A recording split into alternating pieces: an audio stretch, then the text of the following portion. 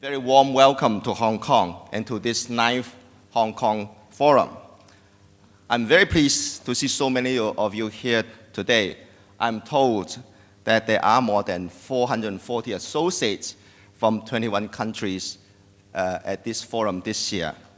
And new participants make up nearly 50% of our forum total.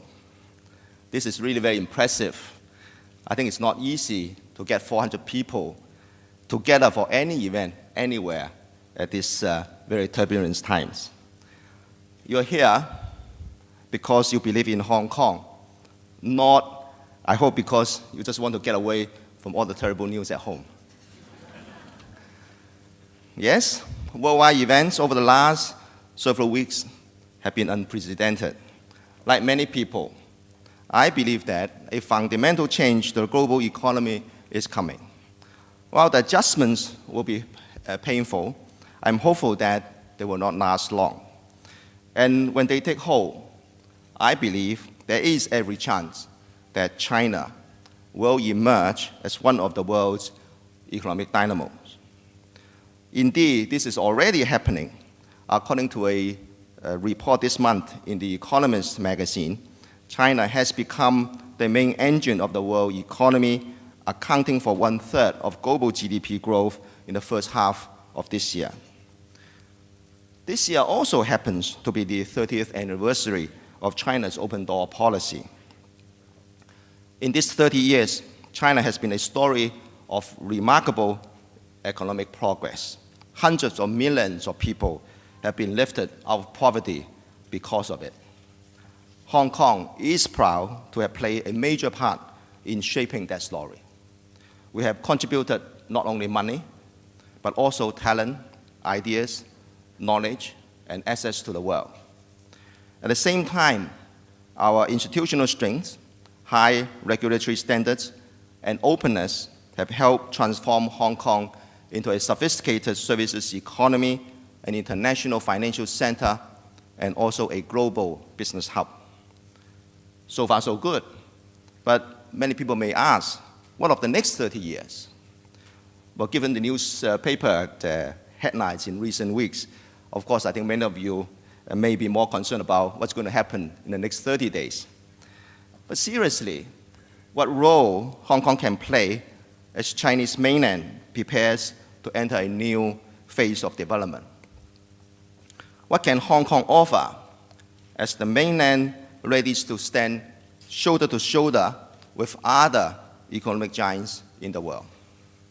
Well, I don't have a crystal ball.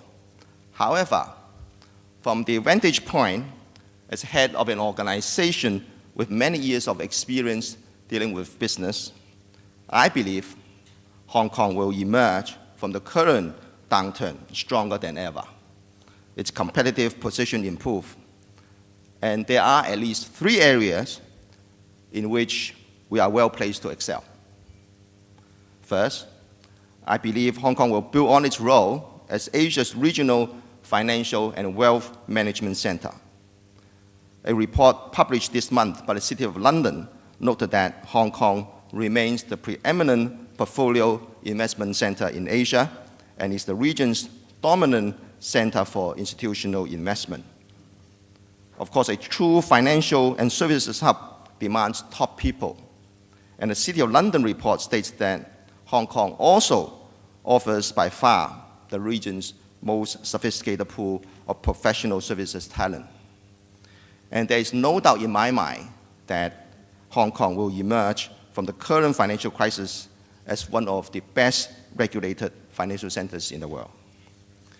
The current economic turmoil will also, no doubt, make the leadership in Beijing think hard about its own financial liberalization program. As our economic integration with the mainland continues to deepen, that can only be good for Hong Kong. You will hear much more about this and about Hong Kong's financial future from our Financial Secretary, John Tsang, at today's luncheon, and tomorrow morning also from Mr. K.C. Chan, Secretary for Financial Services. Second, I believe Hong Kong will become China's fashion hub and showcase for lifestyle products. Well, I know it may not be the best of time to be talking about spending money on luxury goods, but when the dust settles, Hong Kong will have much to offer. With its free and open market, its unique blend of East and West lifestyle, and its ability to respond quickly to fashion and lifestyle ideas, Hong Kong should become the region's hub for designers and brands, the place people come to for the latest trends. Wine is a good example. Hong Kong's wine business has been booming since the government abolished all duties on wine earlier this year. So are the opportunities. Wine consumption in Asia, outside of Japan, is expected to double to US $17 billion in the next 4 years. Mainland China's wine consumption alone is expected to grow nearly 30% a year for the foreseeable future. Well, Hong Kong does not produce wine at all, but because of our European legacy, we have a long wine drinking tradition. We also have a significant influence on mainland tastes in wine and spirit. And the Financial Secretary may also have a few words to say about Hong Kong's promise as the region's wine hub in his speech later on. Third, Hong Kong can develop into the region's technology and intellectual property trading hub.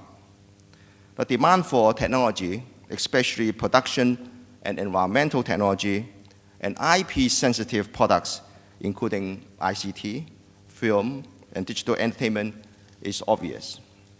But with its robust intellectual property protection regime and independent legal system, Hong Kong is ideally suited to become the technology and IP trading hub for China.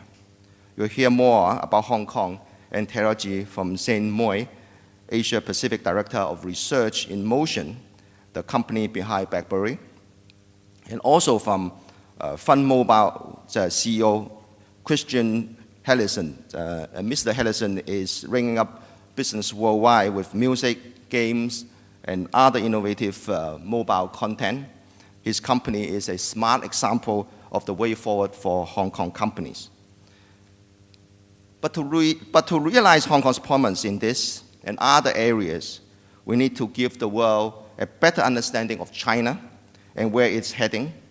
We also need to build a better appreciation for the role Hong Kong can play in the mainland's rise as a global economic powerhouse. And this is where you come in.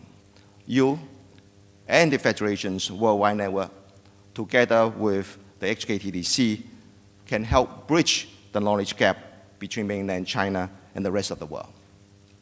I hope the visit to Fujian gave you a better sense of mainland's opportunities beyond the Pearl River Delta. And I also trust that the intensive program we have arranged for you for the next 2 days will provide you with fresh insights on Hong Kong and the mainland China. Last but not least, I wish everybody a good time over the next few days. And I very much look forward to celebrating the 10th Hong Kong Forum with you next year in the expanded Hong Kong Convention and Exhibition Center. Thank you.